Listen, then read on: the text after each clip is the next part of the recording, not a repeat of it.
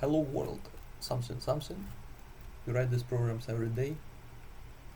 You write for WASM, you write it multiple times. You write for WASM, you write it once, you win. Psych, there's also WASI, you can also write for this in WASM.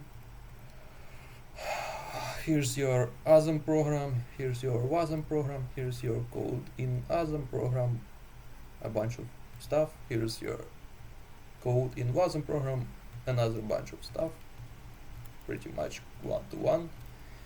Here's how you can build your WASM program. You just put a bunch of stuff into arrays and you just dump them out.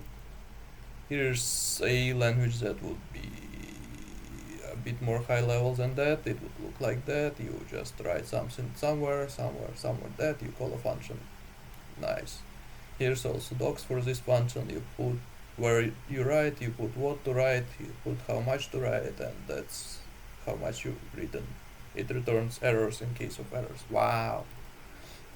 Here's how it works. You put your you put your you see stuff to write here. It will point to a message here, you see, and then message, then the next thing will be, you see, in this vector, in this struct you have first a pointer here to a message, yes, and then a length, right? 13, hello world is 13 because we also have a /n. I forgot to edit that. That's it. That's how memory works. Then you call that function. That's it. You got a hello world in WASM. Bye.